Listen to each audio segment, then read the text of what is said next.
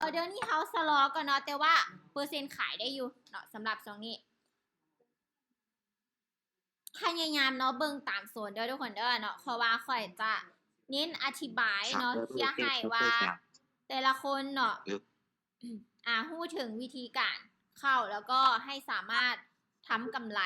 ได้แท้เนาะในเวลาที่ว่าเจ้าเทรดเองเนาะ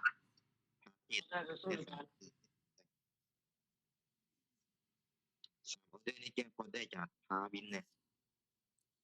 คือที่ค่อยได้ชี้แจงไปเนาะตลาดณปัจจุบันนี้ความเสี่ยงอยู่ที่ 10% เนาะถ้าเจ้ายอมรับความเสี่ยงบ่ได้บ่ฟ้าวเข้าเทรดแต่ถ้าเจ้ายอมรับความเสี่ยงได้เจ้าจึงลงทุนเนาะเพราะค่อยได้อธิบายไปแล้วว่าในตลาดณปัจจุบันนี้ราคาค่อนข้างว่าใกล้เคียงกันหลายเนาะถ้าว่าเฮาลงทุนเนาะความเสี่ยงเนาะในการที่เขาจะเจอกับคู่แข่งนี่ก็ยังสูงอยู่เนาะเดี๋ยวขอสโลว์อีกออเดอร์นึงก่อนเนาะแต่ว่าในส่วนนี้เนาะเปอร์เซ็นต์เนี่ยเทขายเนี่ยค่อนข้างว่าสูงกว่าแล้วเนาะ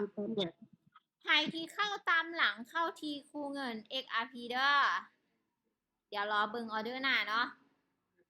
แต่ว่าสำหรับในการเทรดเนาะคือเฮาอยากใช้อยู่ที่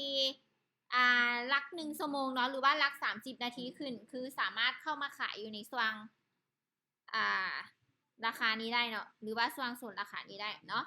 ในการลงทุนพวกเจ้าเนาะอันนี้คืออยากแนะนำให้กับคนที่อยากจะสำเร็จแท้ๆแล้วก็อยากจะเก็บกำไรได้ทุกๆครั้งเนาะพยายามติดตามเบิงโซนของตลาดในโซนใดขายหลายเจ้ารอขายอยู่ในส่วนนั้นโลดอย่าเทรดตามแทงของแทงเทียนเนาะต้องเบิงภาพรวมของตลาดก่อนเนาะ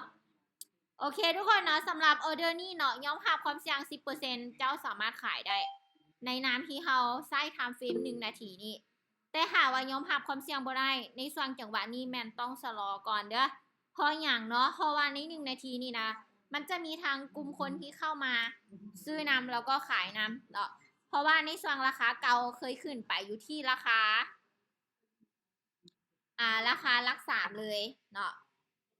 แล้วก็ในปัจจุบันนี้เนาะราคาเนาะที่ว่ามันลงมาเนาะอยู่ในส่วนของราคา2.0731 เนาะแสดงว่าในส่วนของจังหวะนี้น่ะกลุ่มคนที่อยากจะเข้าซื้อก็มี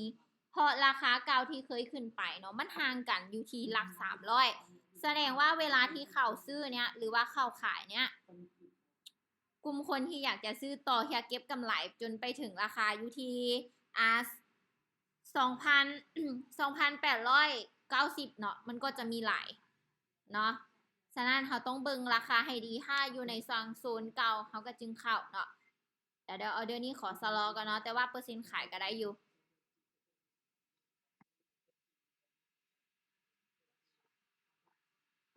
ตัวนี้น้องขายเป็นอาจารย์โอเคเนาะตัวนี้น้องบ่มั่นใจปานใดแบบคิดว่ามันอาจสิสวิงขึ้น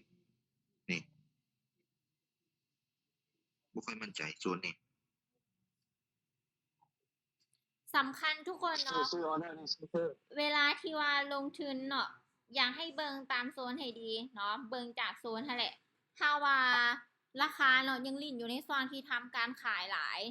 สังเกตเบิ่งจากกราฟเนาะเห็นว่าในโซนราคานั้นเนาะทำการปิดตัวลงเนาะเป็นส่วนหลายเนาะเฮารอเข้าอยู่ในโซนนั้น